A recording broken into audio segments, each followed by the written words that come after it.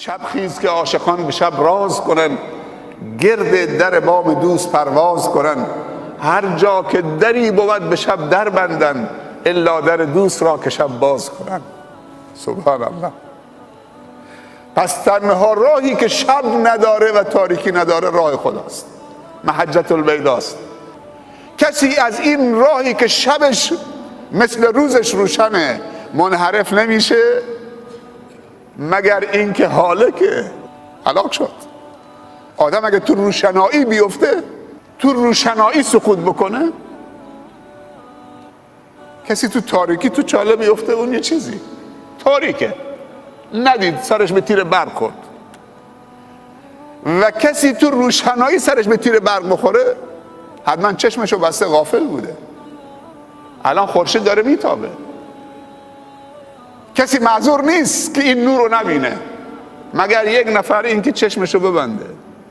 پس وجود نور کافی نیست برای دیدن، باید چشمم باز باشه. وجود پیامبر و قرآن کافی نیست برای هدایت، باید تو هم پذیرش داشته باشی. اگر کافی بود پس ابو جهل هم هدایت میشد، ابو لهب هم هدایت میشد. ما خود تو را ندیدیم، نام خوشت شنیدیم.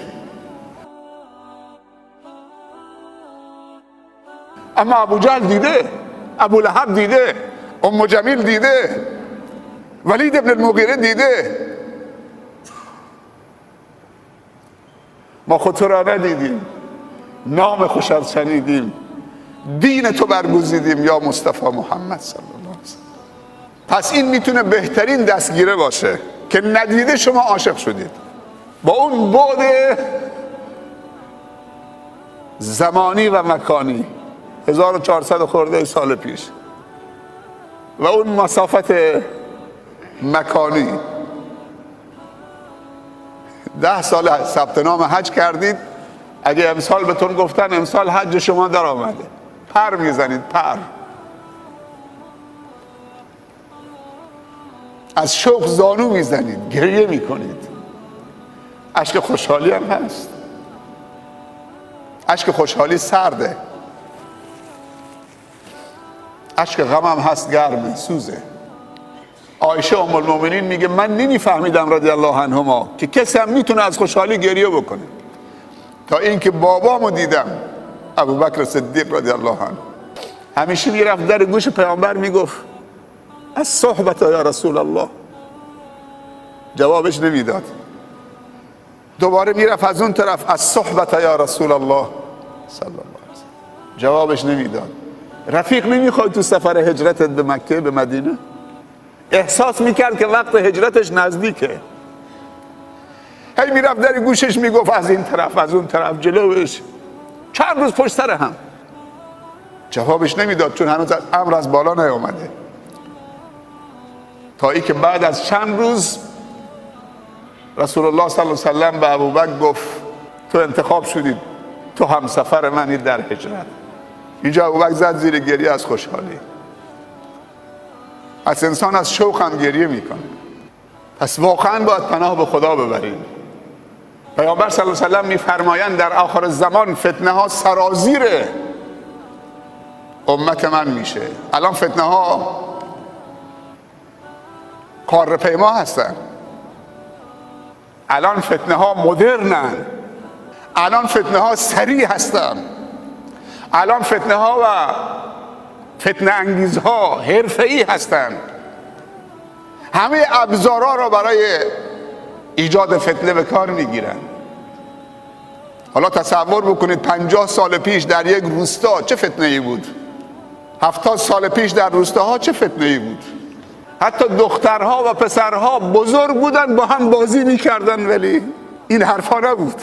ولی امروز همه میدونید چقدر فتنه های بزرگ مثل کوه داره میاد، پر تلاطمه، اجازه نمیگیره وارد خونت میشه. ولی نقش ایمان رو الان دارید میبینید خودتون،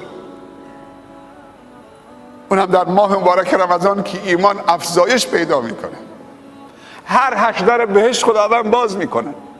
و هر روز به بندگانش میگه، به بهشتش میگه هر چی زینت داری بر خودت بگیر اضافه بر اون زینت های قبلی، خودتو آرایش کن. نزدیک است که بنده مؤمن و روزدار من سختی ها و معونت دنیا را از کولش بندازه و مهمان تو بشه.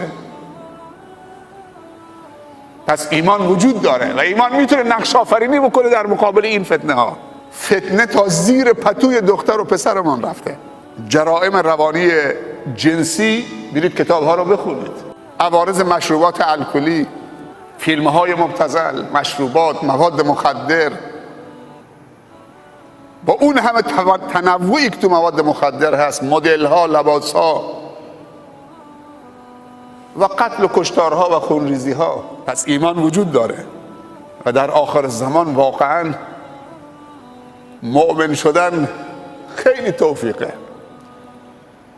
صحابه فکر میکردن نزدیکترین به پیامبر خودشونن صلی الله علیه وسلم.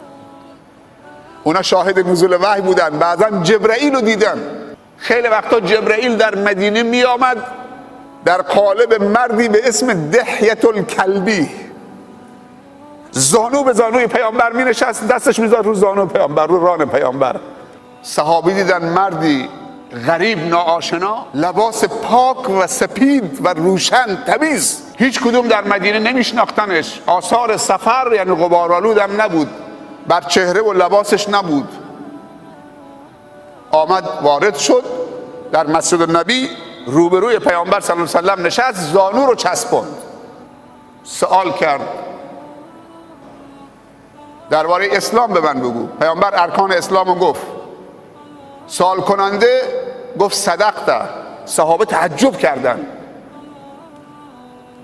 سوال نشانه اینه که انسان نمیفهمه، میخواد یه چیزی یاد بگیره، این سوال میکنه خودش هم تصدیق میکنه. ارکان ایمان هم بهش گفت صدقت. احسان هم گفت صدقت. بعد بلند شد، پشت کرد، رفت، خداحافظی کرد، رفت بیرون. پیامبر به صحابه گفت شما فهمیدید که اون کی بود؟ گفت اون جبرائیل امین بود، آمده بود دین رو به شما آموزش بده. تا دویدن رفتن که آثاری ازش نیست.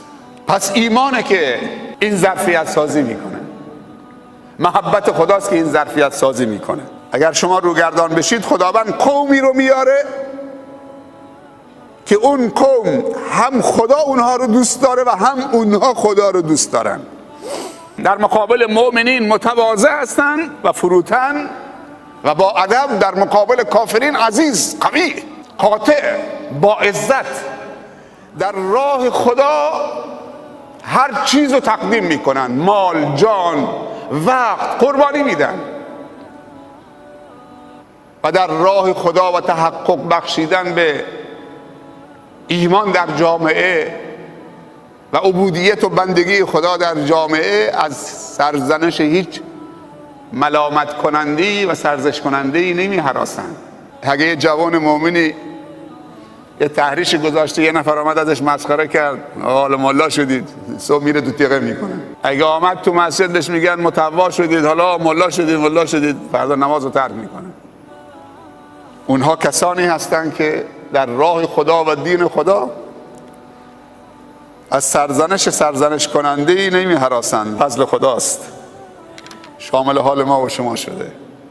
صحابه سوال کردند، احساس میکردن چون پیامبر رو میبینن، با پیامبر زندگی میکنن، شاهد نزول وحی هستن، در زمان نزول وحی دارن زندگی میکنن، شاهد جبرائیل هستن، پس اونها دیگه نزدیکترن.